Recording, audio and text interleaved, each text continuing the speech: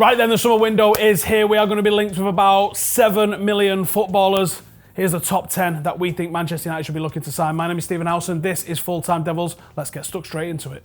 Number 10 is Jean-Michel Seri from Nice. Now, this is a player that I think is absolutely gettable. He reminds me of Kante. He's got a bit of a small stature about him. There's a little bit of terrier about him, but I don't think he's anywhere near as good as someone like Kante is defensively. Going forward, he's a bit of a player there, but I think the position that he plays, I would want someone that's a bit more of an effective tackler, a bit more of a harder tackler, and I don't think Seri's that guy. Now, as I said earlier, Nice is the kind of club that United would go to and just take a player if we wanted to. Is he on Jose Mourinho's list? If he is, I would imagine he's pretty gettable, but I'm not sure he's going to be the kind of guy that makes a massive improvement to Manchester United. That's why he's only number 10. At number 9 is Brazilian Fred. It's the worst Brazilian name you've ever heard of, but this guy is a hell of a player and he's definitely a Brazilian style of player. Do you guys think he could make it happen? The press certainly think that Manchester United could make it happen. It's probably about the right time for him to step up to a top level European league, and Manchester United could be the place that Fred calls home next season. TIMO Werner is number 8 on our list, and that is because this guy's stock is about to go through the roof. Germany are everyone's favourites for the World Cup, and this is the guy that's going to be leaning the line for him, maybe as an outside bet for that golden boot. I certainly think he is. Now, we've been campaigning for TIMO Werner for about 2-3 seasons at Full Time Devils. Unfortunately, we think he's probably going to end up at Liverpool, but this is a guy that is a hell of a striker, and he's another one that is ready for the step up to a top European football team. This is a guy that I think is ready for Manchester United. The problem is, we're not going to play a system that him and Lukaku can both thrive in together unless we're going to see a change of formation. And to be honest, we have seen us do that in the past.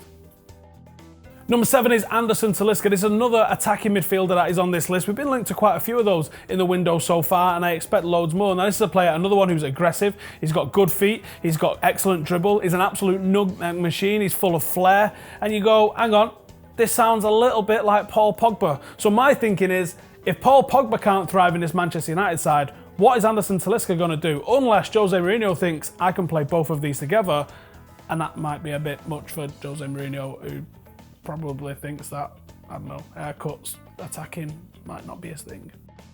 Number 6, Ryan Sessegnon. We are in the market for a left-back, and there are a few left-backs in world football that are as exciting as Ryan Sessegnon. He's had an excellent season in the Championship with Fulham, where he won Championship Player of the Year, and he was also nominated for the PFA Player of the Year, Young Player of the Year, and I think he was very unfortunate to miss out on that. This is a young man with the world at his feet. Now, he's played left back and he's also played left wing, where he scored a lot of goals for Fulham. Could he make the step up to Manchester United? He is looking at a massive jump. Playing for Fulham is one thing, playing for Manchester United is an entire different thing. He doesn't have the experience of playing in the Premier League, but for his age, he's got a lot of football. He probably should have gone to the World Cup as part of the England squad. Now, can he be Manchester United's first choice left back next season? I'll be honest and say no, I don't think he can. It'd be the most un-Mourinho signing ever if he managed to make that. But I think he'd be someone that could go and learn from perhaps someone who's a little bit older, and I think you might have a future potential world-class left back in our squad if we did. Number 5 is MILINKOVIC-SAVIC. This lad is a real talent. I am very excited about the prospect of Manchester United signing him. He's massive, he can move the ball quickly, he's a genuine number 8, and I think an obvious upgrade on somebody like Ander Herrera. I think Jose would love him. The guy's 6'3". Everything is going in this guy's favour. Is he going to cost a lot of money? You're damn right he's going to cost a lot of money. Do I care? No, I do not. We need to get him, and I think United would be a force to be reckoned with if we added him to our squad. Ronaldo! No. Gaetan? No. Schneider? No. Gareth? Bale? He's the new name that we're going to be linked with every single window, because it's the sort of signing that you go, I could see that happening at some point. You know what he is. You know what he does. You know how good he is. You also know how injury prone he is. What's my thoughts on that? You get him for 25, 30 games a season, what an absolute signing he would be. Is phenomenal. He would add a lot of dynamism on that right-hand side. He would add a lot of dynamism on the left-hand side if we played him there. Not that we need anyone for the left-hand side. And knowing our board, it's the sort of signing that they'd like to make happen. So, yeah. Number 3. Oh, bit of a future telling there. Alexandro. Now, this is the kind of guy that I can definitely see Manchester United signing. Now, he has lost his place in the Juventus side. Why are we signing a second-choice left-back, Steve? Calm yourself, we're not signing a second choice left back. He's been demoted and he's been taken out of the team because he wants to leave. That's the top and bottom of it. And I think he's also lost his place in the Brazil squad on the back of not being playing regular for Juventus. So do you know what the remedy is for that? Come and sign for Manchester United. Come on. Come and sign for us. This guy is a top-class left-back. The fact that he's not in the Brazil squad shouldn't alarm you. The fact that he's not in the Juventus team no more shouldn't alarm you.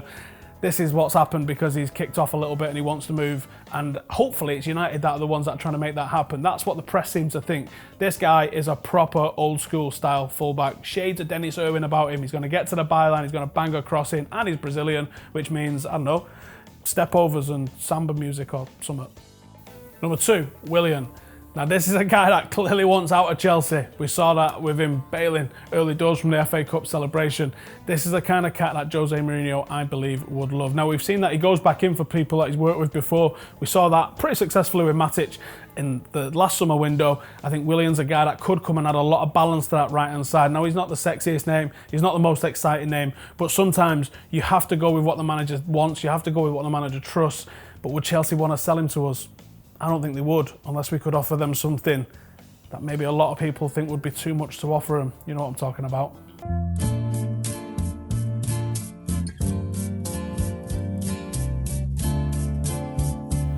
Number 1, Toby Alderweireld. Now, Smalling and Jones cannot start next season as Manchester United's first choice centre-half partnership. I am not accepting that. That is not going to happen. I don't think it's going to happen. I think 1 or 2 of them could be involved, but they cannot be the first choice partnership. Now, Toby Alderweireld, much like some of the other players on this list, has lost his place in the Tottenham side, and it's not because of ability and it's not because of form, it's because he wants out. He's desperate to come to Manchester United, and to be honest, I'm desperate for him to come to Manchester United because he's arguably one of the best, if not the best, centre-halves in English football. Is Eric Bale going to stay and is he going to play? Well, if he is, Toby Alderweireld alongside him could mean Manchester United have a real mean centre-half partnership. He's got a lot of experience, but he's got more than anything, ability, and that's what we need at centre-half. So for that reason, Toby Alderweireld is number 1 on our list this season. There you go, that is our 10 transfers that we think Manchester United need to make happen this summer, but it's not all about us. We want to know what you guys are saying as well, so give us your 10 or 5 or 3 or whatever you want to give us in the comments below. Who have we missed? Who's an absolute certainty to get on that list? And we've also got who needs to be leaving as well, so keep an eye out for that one. Thanks for watching, see you in a bit.